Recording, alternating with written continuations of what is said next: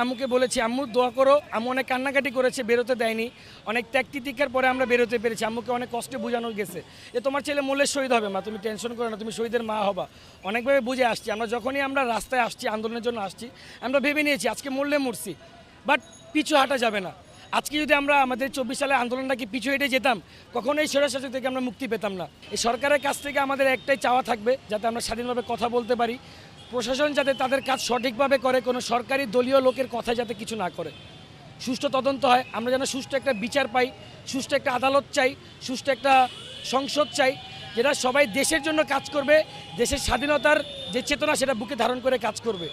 যেখানে হিন্দু না, মুসলিম না, বৌদ্ধ না, খ্রিস্টান না, আমরা বাংলাদেশের স্বাধীন নাগরিক। যাতে আমাদের স্বাধীনতাকে সেভাবে দেখা হয়, আমাদের কথা বলার স্বাধীনতা থাকে, আমাদের চলার স্বাধীনতা থাকে, আমাদের বলার স্বাধীনতা থাকে। আর আমাদের যে অধিকারগুলো, সামাজিক আমাদের অধিকার আছে, কিছু মৌলিক অধিকার আছে, সেই অধিকারগুলো যাতে নিশ্চিত করা যায়, সেই দিকটাকে লক্ষ্য রাখতে হবে সরকারের। আমাদের সর্বপ্রথম হচ্ছে ইসলামিক যে শিক্ষাটা, ইসলামিক যে নীতি নৈতিকতা, সেটা আমাদের ধারণ করতে হবে। কারণ আমরা ভাই সর্বোপরি মুসলিম, যারা অন্য ধর্মের আছেন তাদের প্রতি সম্মান। সর্বোপরি স্বাধীন রাষ্ট্র যেভাবে ছিল সেভাবে যাতে ভবিষ্যৎ